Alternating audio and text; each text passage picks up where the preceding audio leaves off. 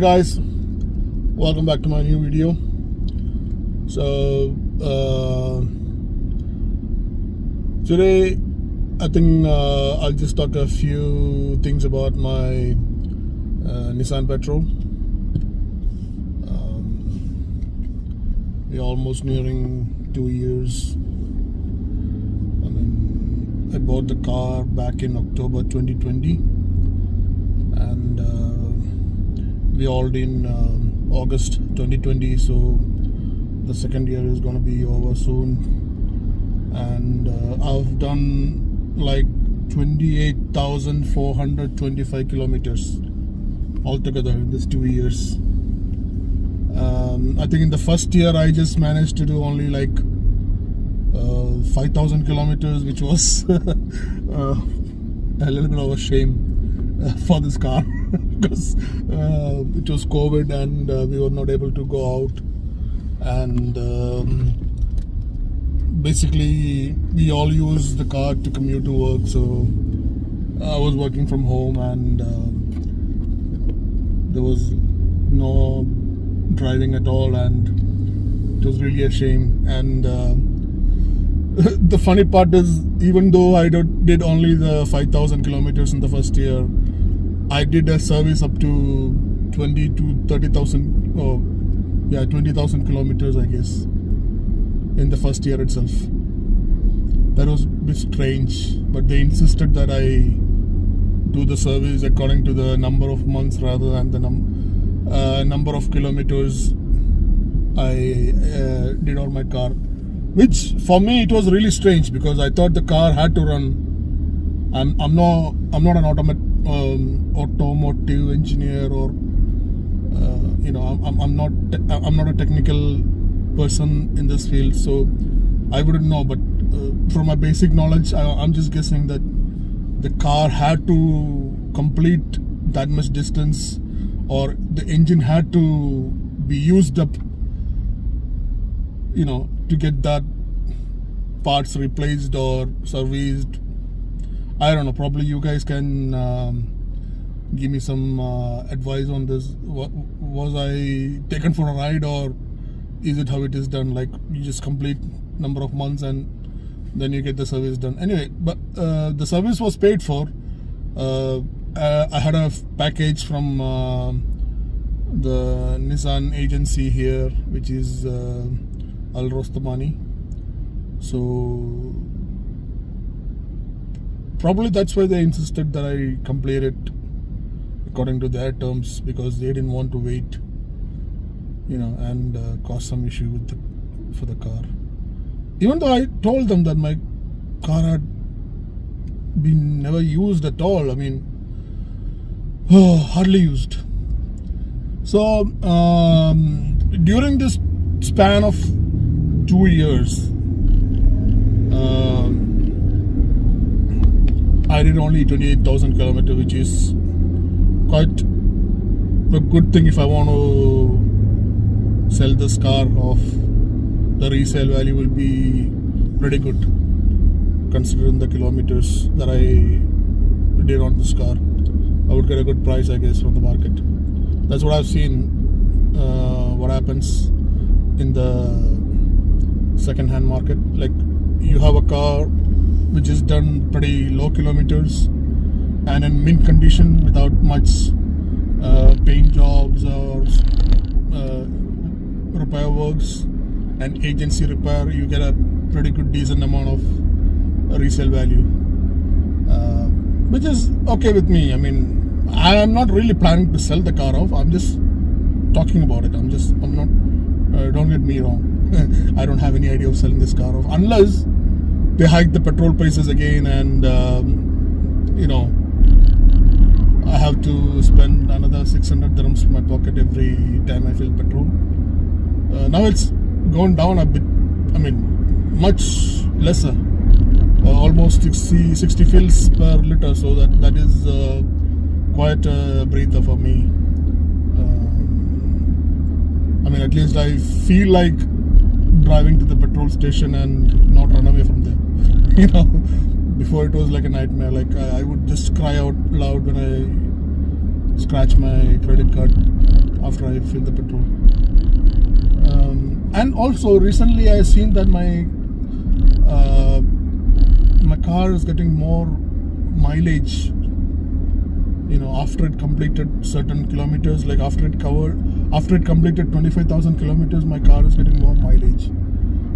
Like earlier when I used to fill petrol in my car, like I used to get a mileage of like full tank around 790 to 800 kilometers on a full tank. So they say the spec says my car is 140 liters, but I don't know, probably that's like 2 tanks, for this off-roading and things like that. But anyway, that 140 liters, you gotta fill it, right? I mean, you can't just leave it empty. So I used to get 790, 780, 820, something like that every time I fill petrol before I completed this 25,000 kilometers. Now after I completed 25,000 kilometers, when I'm filling from certain petrol stations, I'm like recently I filled from Sharjah, 2 ad hoc stations in Al Nada. Sorry. Recently I filled from Sharjah to ad hoc stations in Al Nada, and it went up to 944 kilometers full tank. I was like shocked. My God, 944 kilometers? Yeah, but it does come down, pretty quick as well. Like, yeah, I mean, I'm driving that far, so now I'm on the highway. So I'm doing 120 on the highway, and so it has to burn out, right? So anyway, so I'm getting a decent mileage now, I guess, with the new readings. But earlier I used to get like 800-ish, and now I'm getting 900-ish. And there was another petrol station in Al Quwain. It was Enoch or Epco, I think, just opposite Barracuda. And even from there I used to get this 900. But it was all after I completed 20,000. Now I realize it was all after I completed the 25,000 mark. Probably the engine is more flexible now, or it has like started breathing out. It's got pumped. It's become a proper sportsman. Before it was like, new, fresh, just, something like that maybe, They say the heart of the vehicle is the engine, and it's just like our heart, right? Like it needs to perform, and then it, becomes stronger and stronger, and gets you more mileage, I guess. I don't know. I'm talking stupid rubbish things, but someone who knows about this, please. I don't want your assumptions. I don't want your I think because it's like that. But if you know technically why, you can give me some advice. But honestly, I don't want your suggestions like, I think it's because of this reason. Even I can think a lot like that, because I also read Google. Yeah, I also know how to do these things on Google and all. So just if you know technically how it is possible to have this kind of mileage after you complete 25,000 kilometers, especially for a Nissan Patrol, which I think it is pretty surprising. My engine is hybrid now. My engine is going Superman now, something like that. So yeah, 2 years with the Nissan Patrol, and I really enjoy the drive. It's so comfortable. The on-road presence feels so satisfying. The other cars just give you so much respect. most of them just give you a, please go ahead. So that kind of gives you a good feeling. I'm not saying that I misuse it and just bully them on the road or something like that, but that gives you a kind of strength, kind of power, kind of good feeling. Especially in the morning, it gives me a lot of encouragement. I don't know. I'm a macho guy. Probably my machoism is getting fulfilled by this. My Nissan Patrol baby, giving me a lot of macho power on the road, which transforms into a sort of energy and gives me power to work better throughout the day. Or all bullshit. So yeah, it gives you a lot of respect on the road, and the other thing I found is, like, earlier, like when I used to drive, I used to see a location, like for the vlogs and all, like, oh man, I wish I could have driven there, taken my car there, and because it's quite difficult to walk 3 kilometers there and in this heat and then explore the area. So now I have that freedom. I can just cut off from the road. Obviously, if there is a way, if it is blocked, obviously I will not do it. I mean, it's against the law, so I'll be in jail. So if there is a way going to that off-road way, going to that region where I seen this place, where I can vlog, like how I found the enchanted forest, how I found other little forest around Dubai. So this car actually given me that freedom and access to explore different terrains, go there without any fear of getting stuck. I know I will get out, even if I have to call the garage to pick me up. But I know I will get out, and I feel safe in this car. I can just run back to the car and switch it on, and take away if some kind of animal is going to attack me or something. There are no bloody animals in Dubai other than some gazelles and all those rabbits and things like that. Anyway, so it gives me a lot of freedom to explore. It gives me that power on the road. Gives me that freedom to move around, and gives me a pleasure to drive. I was too lazy to drive. Like, after a few years after I got my license, I was really too lazy to drive. But after I got this car, I feel I need to drive. I want to drive, because the first 1 year when I got the car, I literally couldn't go anywhere because of the COVID situation. Literally stuck, and that was so frustrating. Like, you have a brand new car with you and you can't really go out. Just there are only certain days you can go out, or certain places you can go, and that was so frustrating. But now, at least, even in the summer also, I feel I can explore with this car because the AC is so good. It cools very fast, and spacious. Man, it can fit a lot of people. I mean, I'm not talking people like me.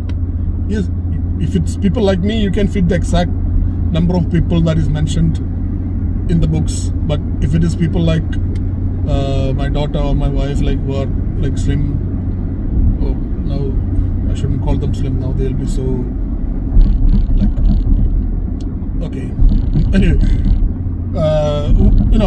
who are slim and not very tall,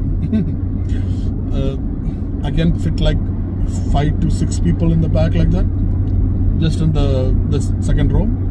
The third row, I'm not using it because my subwoofer is and I don't like to remove it and unplug it and plug it in all the time, because there'll be a loose connection, and then I have to.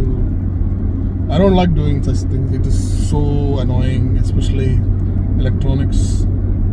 When you gotta do something like that, it's so annoying. So I just kept it in that place. I don't move it around unless it is quite like an emergency or something. That's it. But I never found such a situation yet. So 2 years now, I'm enjoying the drive. So nice. The car is doing well. I've not got any trouble other than I get a wiper fluid empty signal warning all the time, even though I did fill my wiper fluid, that canister with water, but I forgot to put actual fluid into that. Probably that's why. Now I just need to check on it when I go for the next service. But other than that, it is fantastic.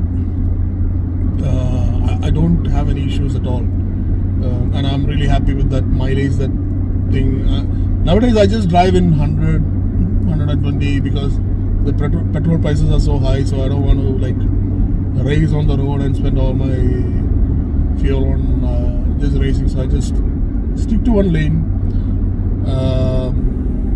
drive as smooth as I can without giving much torque or anything. So I just keep in that pace, just doing slight variation on the accelerator here and there, just so that you don't maintain the same speed all the time, which I've heard is bad for the car if you maintain that exact speed.